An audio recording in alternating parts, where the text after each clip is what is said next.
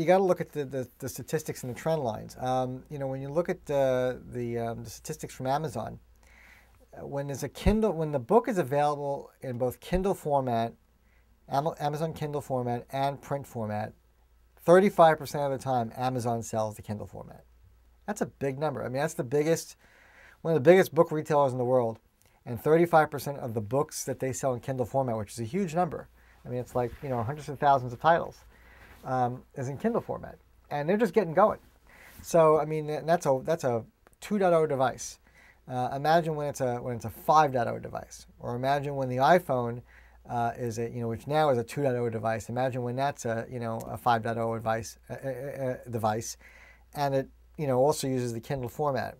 So it's coming. I mean, and also demographically, you have to look at the younger audience too. They grew up reading on screens, and so I think that for books, we're gonna I think that will be either eroded or in really sharp decline by 5 years.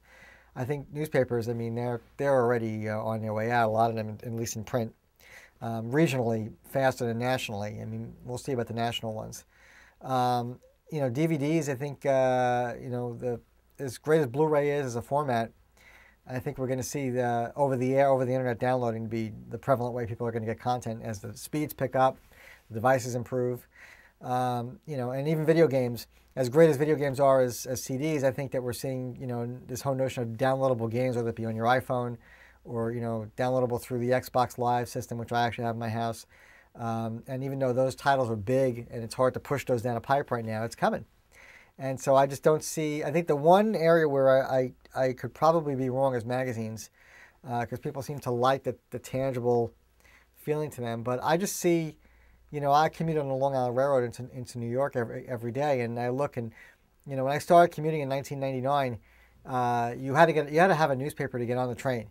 I mean, you did not get on the train unless you had a newspaper. Now, it's probably 2 to 1, devices versus newspapers. So, and shrinking. It seems to shrink every day. So that's, I'm putting a 5-year timeline on it. Like I said, I can be wrong, but I think a lot of these are going to be accelerated by then.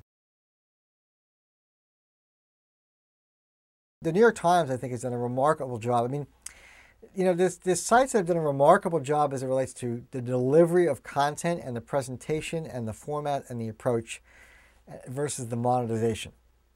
Okay, so those two things are sometimes very different. So the Times has done an incredible job, I think, creating a website that's just been, that's nothing short of amazing. Everything from what the average user sees when they go there, to the features that if you really, surfed and you found them are incredible. I don't know if you noticed or not, but the Times is actually tagging every single story on their website with topics. And I think if you go to topics.nytimes.com, you can pick any topic you're interested in. If you're interested in Alex Rodriguez, or you're interested in Apple, or you're interested in Barack Obama, you can pick any topic you want, and you can navigate all the stories that are tagged with that topic in a fantastic interface, including articles that are kind of highlighted articles that show you the most recent things that are really notable, as opposed to just mentions in stories. It's beautiful, and you can subscribe to a feed. They have that. They also have an incredible developer platform that lets developers create things on top of their work. They're developing prototypes that are unbelievable. They launched something called the Times Wire, which is kind of a live stream of their stories in a stream format, as opposed to this is the most important story of the day. So they're doing a lot with and I mean their iPhone app is incredible. They're doing a lot. Now the question is, are they monetizing all that? And I think that their challenge is that they're still putting banners around pages and doing interstitials around pages, because that's what advertisers buy. But they're not selling enough of them to justify the cost of the investment online, and obviously the money that they were doing well in print, which was funding a lot of the online stuff, I think is also eroding. So they've done a good job online in translating the content, I think, and the way of presenting things. That the monetization's been slower. So they've impressed me. I think there's companies that are doing more things that are in the aggregation side that are interesting. Those are not necessarily print companies that made the transition, but companies like Daylife that are looking at how they kind of crawl the web and begin to categorize it and organize it for you. Topics.com is another. Those are interesting companies that are doing neat things. Print companies in a major transition. I think the magazines. I think some of the news weeklies. I think that Time has done a good job moving their product over. They're recognizing it's more of a daily format now. They can't think weekly anymore. It's not really news weekly. Isn't that right?